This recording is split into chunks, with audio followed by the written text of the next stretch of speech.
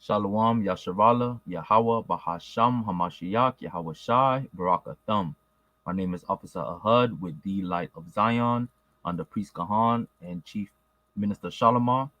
And tonight's topic is going to be what advantage then hath the Jew? All right, what is our lives, right, really supposed to be like?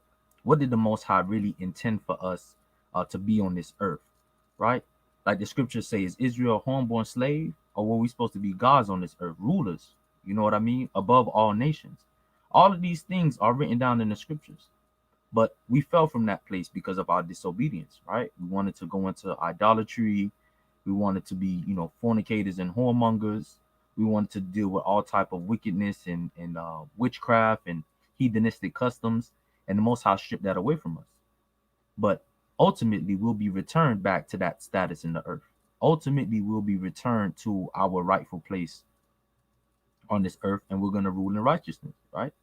So just want to go into a couple of scriptures to show you the advantage that you have being an Israelite, that the Most High allowed you to come from a righteous seed line and not from a wicked one. But it makes it we diminish that when we just continue to act like the heathens, when we continue to act like we don't know any better. And some of us probably don't. It's still a lot of our brothers and sisters that out there, they don't know they're Israel yet, but they searching. And more this truth is being spread. Eventually it's going to hit their ears, man. Eventually nobody's going to be able to deny that the children of Israel have awakened and are seeking to get back the kingdom. So let's start off,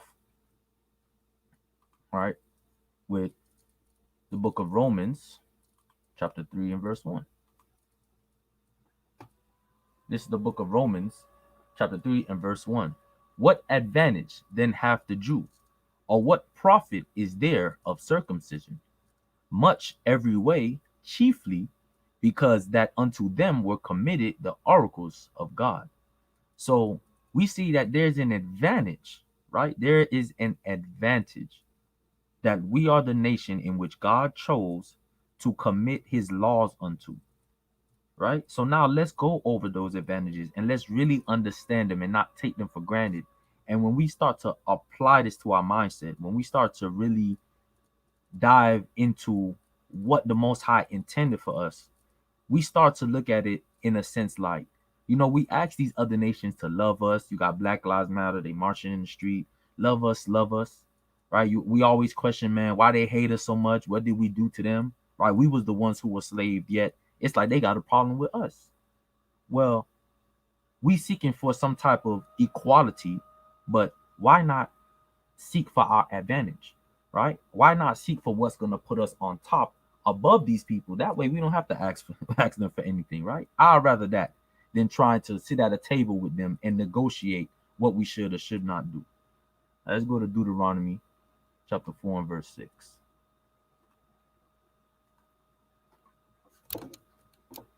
Salaki, 1 second.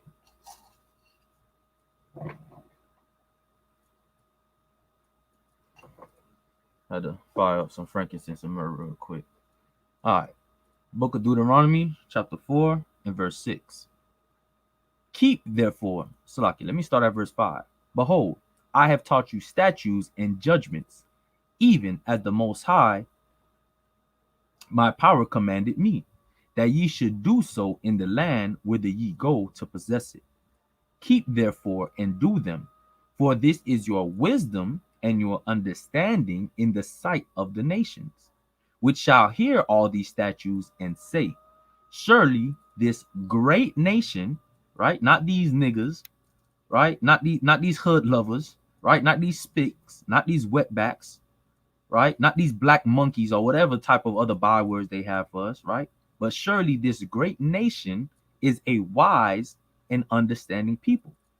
For what nation is there so great, who hath God so nigh unto them, as the Most High our power is in all things that we call upon him for?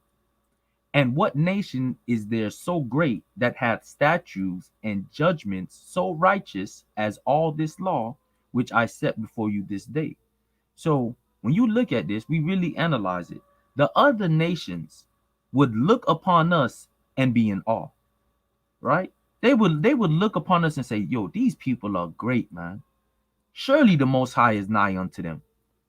That right there is an advantage, because when now, as we starting to wake up, they start to respect us more, because we know they know that the Most High is with us and not with them. So now they have to respect us, right? Because now they infer the judgment, right, that we we tell them out there in the street corners is coming. But when we was just niggas running in the streets, they could disrespect us, do whatever they want to do, right? And they're still gonna try it. But guess what? They know one thing, man. Those brothers, they starting to keep the commandments, right? They starting to come back to their God. So their perception of us is gonna change. This is gonna come to pass. This is gonna come to pass. This how it should have been from the beginning, but we went off. But this is how it's gonna be, man. Right? They're gonna be grabbing on on the tail of our garments, man, wanting to come with us, right? Wanting to be with us, because they're gonna understand the Most High is our God and none else. So that's an advantage that you have right there, man. You are part of the greatest nation on the earth, and the other heathens know that, man. That is a great that's a great feat to have in this world, man. That's a great feat to have in this world, because just like us growing up, we knew for a fact that the so-called white man is the superior race on the earth at this moment, right? He's the one who controls the earth at this moment. That's why our people they'll kill each other, but they won't kill him. They know not to touch him. If you do anything to the so-called white man, just know you going under the jail, right? But if you kill your brother, it's whatever. All right, that's whatever. I don't really care. Give you a couple of years, right? But guess what? You kill that so-called white man, right? You get in trouble with that so-called white girl, you gonna see, man. So eventually, we gonna get back to this, man. And they gonna see us as a wise and an understanding people. Let's go to the next script. Book of Exodus, chapter 19, verse 3. And it reads, and Moses went up to Yahawah, and Yahawah called unto him out of the mountain, saying, thus shalt thou say to the house of Jacob, and tell the children of Israel, ye have seen what I did unto the Egyptians, and how I bare you on eagle's wings, and brought you unto myself. Now, therefore, if ye will obey my voice indeed, and keep my covenant, then ye shall be a peculiar treasure to me above all people, for all the earth is mine. And ye shall be unto me a kingdom of priests and a holy nation. These are the words which thou shalt speak unto the children of Israel. So what advantage do we have again? Being a kingdom of priests, being a holy nation, being a peculiar treasure unto who? Unto the Most High God. Right? Unto the Most High God. We look to be somebody's employee, right? Or man, let me get on your team, right? Let me be part of this organization. Just because we want to be in association with whoever's in power or somebody who's rich or who's famous. That's what we seek to do in this world. We want to be part of Nike, right? We want to work with Apple. But you're not a peculiar treasure to Apple. They'll fire you in a second. You're not a peculiar treasure to Nike. They'll fire you in a second. We damn sure ain't a peculiar treasure to these other nations, because they'll shoot you down in a second. But our advantage is being a peculiar treasure to the Most High God, being a kingdom of priests, being able to be his messengers, man. He chose us to be his messengers, to be his holy nation, separate from everybody else. And there's nothing wrong with that, because when you try to move into the so-called Jewish man community, right? Or you try to move into Esau community, right? They don't want you there. They want to be separate from you. Right? They want to be separate from you. Some of them might come down, come get some soul food or something, and they going back to their place, but they don't want you there, right? Because you and his cultures don't mix. You and his cultures don't mix, man. So we got to understand that these are our advantages. Because everything opposite of that is what we experiencing now. So you tell me what you want. You want to be a kingdom of priests, right? Or a bunch of niggas? Huh?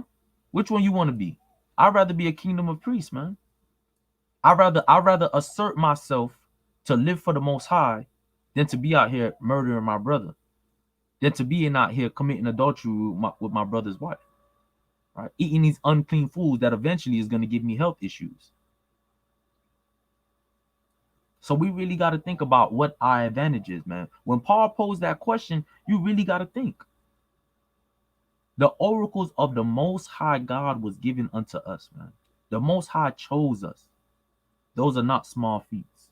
Let's go on to the next scripture. And I when I came across this next scripture that I'm about to pull up, I really had to think about it, because I asked people. Let me get it first.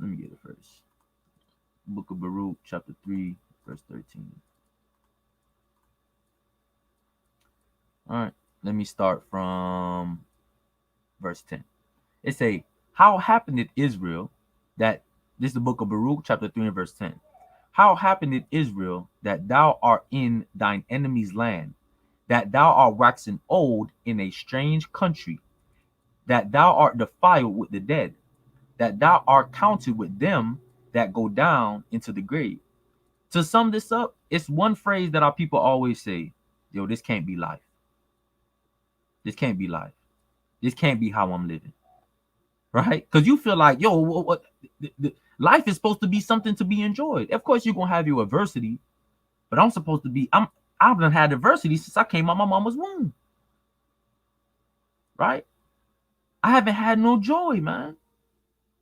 Everything and everybody in this world is against me, even my own people. Right? I can't have no rest. They ain't paying me good at the job. I walk out the door, don't know what the police gonna have on their mind today. Right? Our families are destroyed. We continue to be subjected to whoever's ruling over us, his laws and his ways. Right? And then we have to conform to them just to try to make a living. It's like we dead, man. It's like we dead. It's like we have no power. We have no might. And the Most High said we wouldn't have that when you read the book of Deuteronomy 28. No might will be in our hand, man. Let's read verse 12. For thou hast forsaken the fountain of wisdom. What's that? The oracles of God. Which is what? Our advantage. Right? That's our main advantage. But we forsake that. And then let's read verse 13. And think about this. For if thou hadst walked in the way of YAHAWAH, thou shouldest have dwelt in peace forever. So I ask people, I say, yo, what would you do to be able to have your children playing in the street, not having to worry about it? Going to the supermarket, not having to worry about eating GMO food, right? Not having to worry about all of these companies and all of these institutions, right? Having systematic discrimination built into them, making it harder for you just to be a citizen in this country, right? What would you give? Man, I give anything, man. I give it up. I give up my life, right? This is the book of Baruch, chapter 3 and verse 13. So we always got to understand that if we would have kept the Most High's commandments, this life, slavery, all of these captivities that we went through, we would have never known. We would have never known. The only thing we would have known was Egypt. That's it. That's it. We would have known Egypt, and that was it. Right? That's the only captivity we would have been able to speak about. But that's not how it is today, man. We got stories on top of stories about going into captivity, man. Like I mentioned earlier, that it's mentioned in the scriptures is Israel a homeborn slave. Because that's how many captivity. We're always in captivity. It's like you walk into your sister's house, or you walk into your friend's house, right? You see their kid always in timeout. You're like, damn, what you did this time? You always in timeout. You always in timeout, man. What you doing? Hey, you hard-headed or something? Right? Then you try to just sit down and talk to them like, yo, listen to your mom, listen to your teachers, right? So that's what we really gotta think about, man. That if we would have walked in the Most High's ways, we would have had peace forever. That's one hell of an advantage, if you ask me. Because we all know that in this country, we are at a big disadvantage, right? To list those disadvantages, boy, you need, I don't even know. You might have to just write books every day of your life to list all of those, man. But that's what it is when you're in captivity, man. And we did this to ourselves by not hearkening to the Most High's commandments, which would give us what? The advantage in life. It would have gave us the advantage. All right. Now, let's go to the book of Deuteronomy. We all know this well-known scripture, Israel. The book of Deuteronomy, chapter 7 and verse 6. And it says, "For thou art an holy people unto the Most High thy power. The Most High thy power had chosen thee to be a special people unto himself, above all people that are upon the face of the earth. The Most High did not set his love upon you, nor choose you, because ye were more in number than any people, for ye were the fewest of all people, but because the Most High loved you, and because he would keep the oath which he had sworn unto your fathers, have the Most High brought you out with a mighty hand and redeemed you out of the house of bondmen, from the hand of Pharaoh, king of Egypt." So that's another advantage, right? That we were delivered out of captivity because the Most High loved us. It ain't nothing that we did. It wasn't nothing that we did, right? We didn't even have, we wasn't sitting down in the mouth to be given the law, statutes, and commandments just yet, right? But the Most High loved us and he delivered us, man, right? He delivered us out of that captivity. That's another advantage, right? Because if the Moabites decide to take the Ammonites into captivity, who they gonna go to? Who gonna get them out of captivity? They're gonna have to try to do it themselves. But guess what? When we up in a bind, we could call upon Lord, right? Every nation can't do that. Every nation can't call upon Yahweh, but we can. We get into a tight bind, we could call upon Yahweh, right? Because the other nations, they gonna call upon their God anyway, right? But we see that's not gonna work. Just like the Israelites who wanted to follow Baal, Elijah showed them up, right? He said, "Call him Baal, right? Make him bring down fire from heaven." Baal, he's an idol. He can't hear nothing, man. But guess what? Elijah called upon the Most High, man, and showed them brothers that the Most High is God alone. There's nobody with him. That's an advantage in this life, man. Because how would, if we couldn't call upon the Lord, how would we get from under the hand of Esau? We don't have no military, right? We don't even know how to organize as a people. The most organization I've seen amongst people is when brothers find out they're Israelites and they come together. That's the most organization that I have seen amongst the so-called Blacks, Hispanics, and Native Americans. So we got to give the Most High all the praise, man, and we got to take advantage of our advantages. You feel me, Israel? Now, let's get this next scripture.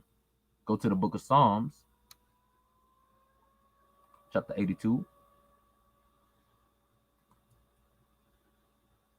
and verse 6. And it reads, "I have said, ye are gods, and all of you are children of the Most High." Now, we don't even know what that's like to be on, and I'm speaking about of course, the generation that's alive today, right? King David knew what it felt like. King Solomon knew what it felt like. King Saul knew what it felt like. They knew what it felt like to have their own kingdom, right? And to not have to be under the rulership of another nation, right? They knew what it meant to be the top nation in the earth. When we had all the gold, when we had all the goods, right? When the nations had to do business with us, right, to get their imports, right? Because we were the center of the world. But guess what?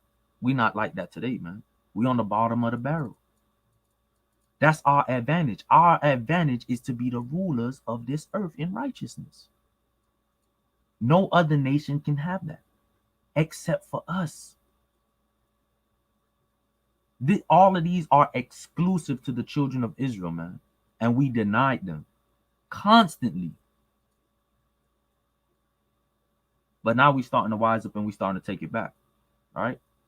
We starting to take it back because the next scripture I'm going to get is going to show you what we could have been in the side of the Most High. But thank the Most High that we not, right? Let's go to that next scripture. Let's go to that next scripture. The book of Deuteronomy, chapter 32 and verse 9. Deuteronomy 32 and verse 9. And it reads, "For the Lord's portion is his people. Jacob is the lot of his inheritance. He found him in a desert land, in the waste, howling wilderness. He led him about. He instructed him. He kept him as the apple of his eye." Right? Some of us brothers, we might have used that line once or twice, right? On the woman that we met. Oh, you the apple of my eye. All right, you my everything, right? The Most High says that we are the apple of his eye. The Most High said that he loved us. This is how he feels about the nation of Israel, his chosen people, the people he took for his portion, man, who are holy unto him. This is how he feels, right? That's an advantage because let's see how he feels about this other nation. Salakia. Why it's not going down? My computer froze up. Oh, there you go. All right. Let's go to the book of Malachi. Salakia, Israel. Like my computer is taking a little time to load. No, it's not responding. Let me try to refresh it.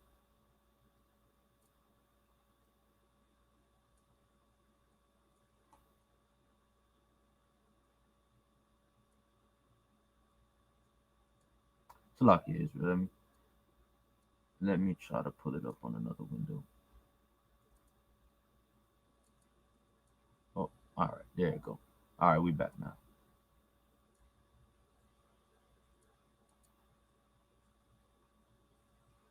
All right, what up?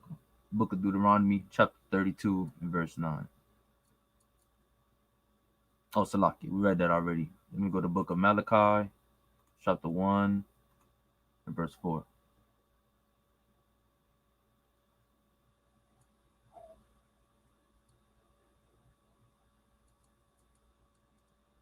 Oh, come on, man. All right, here we go. The book of Malachi, chapter 1, and verse 4. "Whereas Edom saith, we are impoverished, but we will return and build the desolate places.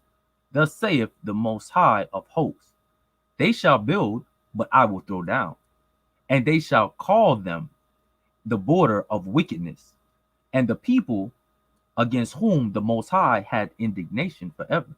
So there's a whole nother nation that the Most High, the way he feel about them, he just got indignation for them. They ain't the apple of his eye. He don't love them, right? He hate them, according to Romans 9 and 13. So we see that it's an advantage that we're the apple of the eye of the Most High, man.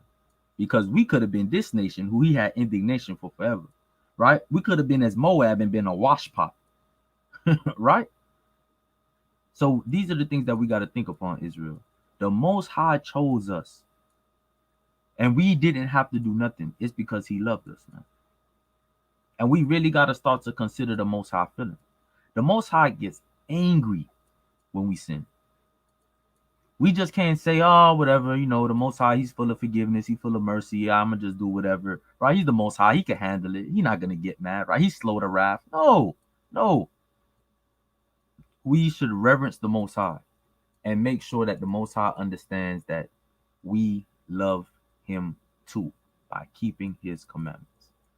So Israel, I hope that y'all understand, man, it's an advantage, right, to be from the seed of Abraham, Isaac, and Jacob.